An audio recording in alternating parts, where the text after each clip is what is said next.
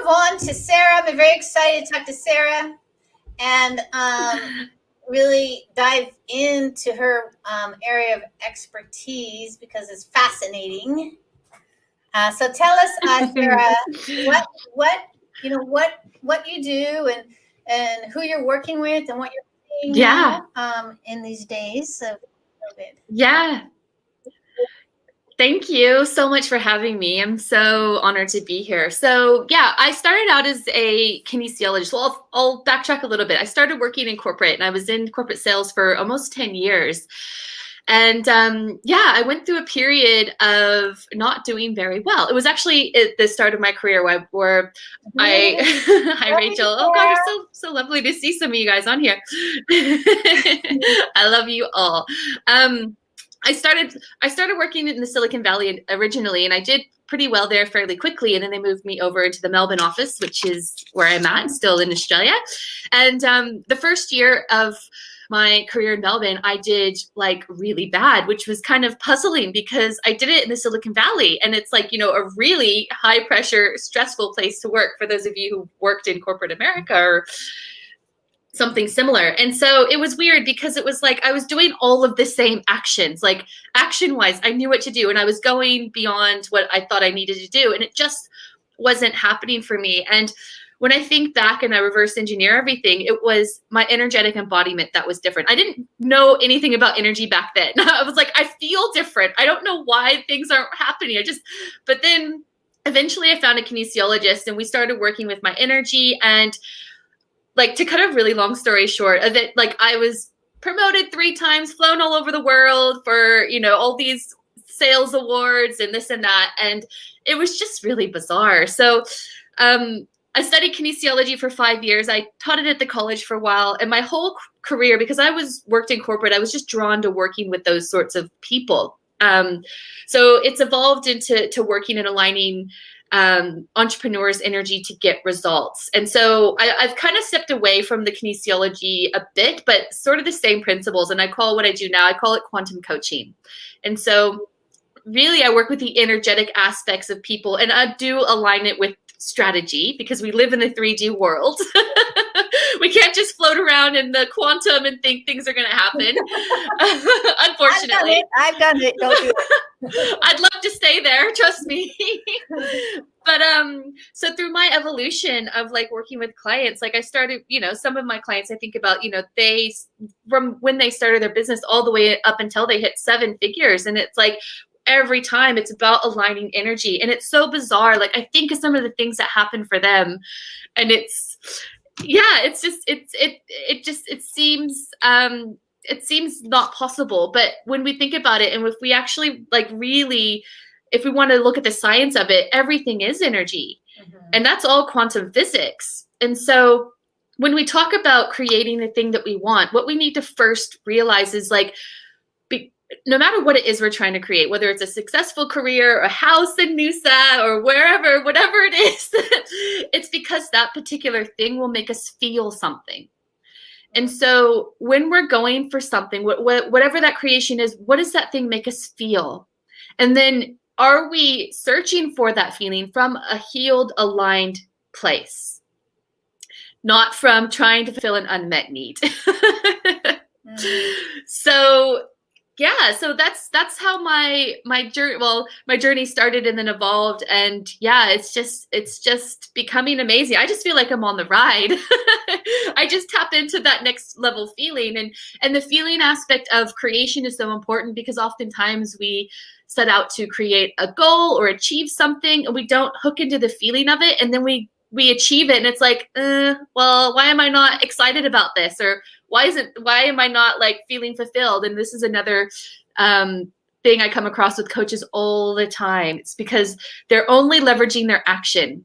They're not leveraging the energy that creates worlds. And so when you can leverage your energy almost over action, I say, and I know a lot of the stuff I do and talk about can kind of start to, it flips paradigms, I guess. I leverage my energy over action. I will say that that's what I do because it is. And when you work with frequency and energy and align it to what you're wanting to create, things will happen for you. Synchronicities line up, like you meet someone who knows someone who knows someone. And, just like I'm on here with you guys, like things like this just align because I'm aligning my frequency to the outcome I want to experience. It's interesting because when you were talking about that house, right? Mm. And I'm thinking, what came to mind is safety. Yeah.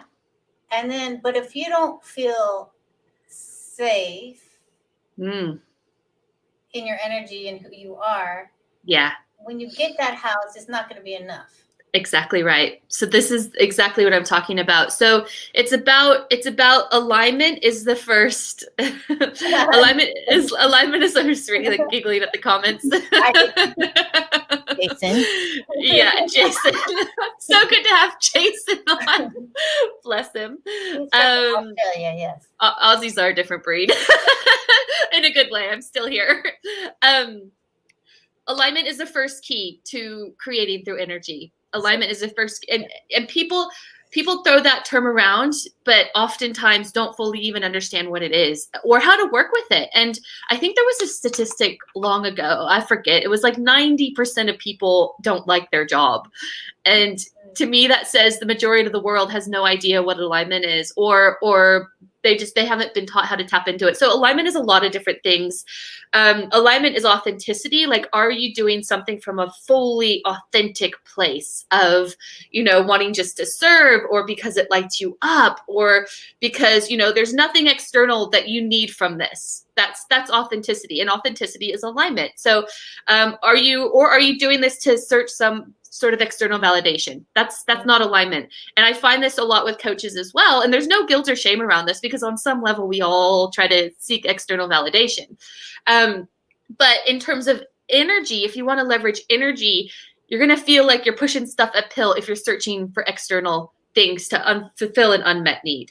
And you're not going to be working with the power that creates worlds, which is frequency then. You're going to be actually working against it. And this is what I found, that we actually are hardwired to work against frequency and work against quantum energy. We're not taught how to work with it. And actually the way we're hardwired is to work against it. So alignment is the first key. Like, what place are you coming from when you want to create? And you need to heal that place if it is trying to fulfill an unmet need, like security or safety, for example. Mm-hmm. You need to feel it now. And I tell people they need to tap into the done state of, what does the manifestation feel like? Well, it makes you feel safe. It makes you feel secure. It makes you feel just happy and joyful. Well, you need to feel that now, because what's happening is you radiate the way manifestation works. And there's all different steps you can go through with manifestation. But when you're creating something, the universe is a neutral energetic field. And what you're doing is you're vibrating energy all the time. And that's how we're creating. We are manifesting all the time, but it's just not deliberate manifestation. And so what happens is our frequency is an emotional embodiment. So you just have to think, what am I feeling right now? And what that is doing, it's sending a signal out to the universe. The universe just says yes to everything. It picks up that frequency and it says, okay, here you go. And it brings your frequency, and you experience your frequency in your reality. And so if you're radiating, I need to feel secure, well, the universe is going to give you reasons why maybe you're not, because you're not embodying the done state of already being secure. Does that make sense? So you kind of... I just want to say what's coming up for me is because, we often live in two worlds. So we want this thing so bad, but then we're not living in alignment of this thing. So that's right. We are like doing things that would not help that cause. Correct. Correct. I mean? Yeah. Like, so then the universe is probably like, well, I don't even know what to give you. It does. Well, the wanting is keeping it at arm's length. The wanting is not holding what I call the done frequency of it already having it. So, and I know it's like, what do you try? You're having to make it up in your head that you have it, but yes, you kind of have to. And I did this as an experiment with COVID, like when, because I'm an entrepreneur, I work for myself and my husband does as well. And like when this first started, I made a deliberate decision, like, right, I'm creating my own energetic world, and I'm going to just be not above in the sense of I'm above everyone, but I just pretended like I'm hovering over this situation energetically. I unplugged from everything and I just stayed in my own world, and my business went absolutely crazy. Like, it did not go down in the sinking ship with everything else because I held the frequency, but I did it from a place of service, knowing that I need to be that light for everyone else that's going through this as well. And that's what I anchored into. And Rebecca said every time, what's the why? It is always about the mission. I just thought, my mission in this is to be that anchor for other people. And I held on to that mission. Anytime I started to dip into scarcity or anything, I was like, no, I brought it back to the mission. I'm here for other people, And that's alignment. I knew I was being authentic energy, wanting to serve, and I held myself in alignment. And when you are aligned, you become magnetic. People pick up your energy before they pick up any sort of words or beautiful graphics or anything like that. So when you can work with your energy, you can work with alignment, you become magnetic. Because like the souls will like see you and bring them to you, and then it just, everything just snowballs. And this is how you work with energy. And of course, when you align it with 3D strategy, then stand back. Yeah, and I know that because before I get people on the panel, we have a pre-interview, like a speaker call, like a connection call, and you and I were speaking about as me as a dancer, performer, and having that, it's supposed to be this beautiful energy of feeling, but I was using perfection to really squash that energy. Yeah. And I know like even mothers can do that. So many people do it. Yeah. And and how, tell me about perfection, what that does. And like those energies that squash. Yeah. Oh my God. Like, we all want to feel like this, and then I love this. Oh my gosh. I start to go a bit quantum with these sort of topics, but you got to stay with me. So this is how we're hardwired. I call it like matrix coding or slave coding. And somewhere along the lines, whatever happened, and we basically evolved to have our potential suppressed, our power taken away, and it's all how we're coded in how we're hardwired, and energetically how we're coded as well. And so perfectionism is what I would call a slave code. So it literally cuts you off from your flow, from your connection to source, from your potential. There's so many different shame, guilt, all of those things are slave codings, and they're programmings that dim us down. And so if we recognize it, like if we stare it in the face and say, hey, I know what you are. I know what you're trying to do. I'm not going to let you. That awareness in and of itself, the recognition that this is just coding, this is slave coding, this is the very thing that keeps me dim. That recognition in and of itself and that awareness is enough to help shift it out. And I know that because I can tune, when I work with clients now, I tune into their energy, and I can see when we have a chat about something, oh, Allison's on here. And when we just have the awareness, what happens? Awareness and truth is ascension. Literally, when you hear a truth and your soul just has like this recognition, like, yes, I know that, that's a truth. What happens is literally your cells open up and it lets light in. And that's like the definition of ascension. So when we point out a truth, like, you're a slave code, you're just trying to keep me small. I know what you're doing. Your soul, you're literally, your cells will open up, light comes in, and you start to ascend. So you recognize. I just want to jump in here and say that's why it's so important I always say you cannot do it alone. No, never. And that when you do have support and you do have the language, like I was talking about earlier about the coaching, like identification of what's exactly is happening. Yes. Right? It's so ascension. important. Yeah.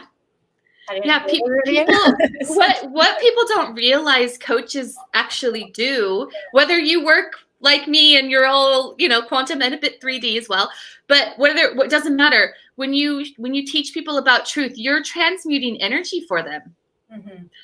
You're transmuting energy for them, and whether they realize it or not, they feel different, but that's what's happening. You're helping them ascend. Yeah, and I'm gonna tell you that ascension is powerful, and it's really liberating. So is. Yeah. The truth will set you free.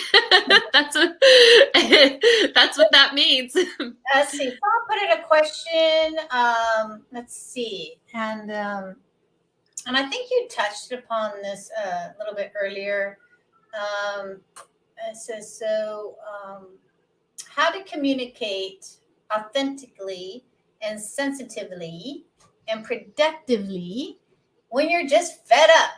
So your Uh, energy is right. So okay. Yeah. You have yeah. can you help us? Well, Can you I help can us? I can I can give you sort of, easy grounding tools and stuff, but Yes. really it's about okay. How much time do I have? First I want to explain what's happening in your energy field when you're fed up. Because I think understanding that, remember, awareness is ascension, and ascension will help transmute the energy. And if we can always go to the seed that's planted, that's how you're going to heal. So it's not about kind of trying to give you tips on how to work through it. It's about, well, let's get to the root cause of what's going on, really, because then there's not going to be an issue then. So when you're fed up, it's because basically in your energy system, okay, this is kind of hard. Basically, what happens is when you go through something of a particular frequency, let's just say, so you go through an event that causes you to be angry. And really what anger is just, if you reverse engineer, if you peel that back, anger is actually just a symptom. And most of the time, whether people realize it or not, they're actually feeling powerless. And so really, let's go to the event when they felt powerless. Let's not talk about the anger. So what happens is there's a frequency of powerlessness, and what will happen is it will literally get lodged in your aura. We'll talk about auras and chakras, or chakras. A lot of times I find triggers sit in auras though. And they'll have other events of a similar frequency of powerlessness. And these sit in the aura like what I call pictures. And so what happens is a external frequency is always being filtered through all of these old events. So new energy isn't coming through as new energy. It's coming through filtered through all of these old experiences. So they're experiencing new things, but through the filter of all of these old frequencies. So what they need to do is figure out what that frequency is. And, look, I just say if you can allow your mind to just show you where it's sitting, trust that that's where it is, ask all of that to be like literally just have the light come in. When I worked out the picture thing and did it for myself and did it for my clients, that was a huge thing. When you can stop being triggered, you get your power back. And when you talk about creation and when you're sitting in the deliberate seat of creation and you're not being triggered, this is how you can deliberately manifest. So to answer the question, they need to get down to the root cause of why they're feeling that way. It's not to do with, yes, there are external circumstances that do contribute to it, but they need to heal. They need to reverse engineer and think, why am I feeling fed up? Why? Okay, I'm feeling fed up. You have to, what did I feel before I felt fed up? Okay, I felt a bit angry. What did I feel before I felt angry? Oh, I felt powerless. So let's heal why I feel powerless, and you will no longer be fed up. Mm-hmm, mm-hmm. Yeah, because I think that many of us, I know I did for many years, just think, this is just me. This is what's happening. This is just now. Yeah. It's never that. It's always It's always what happened. Yeah.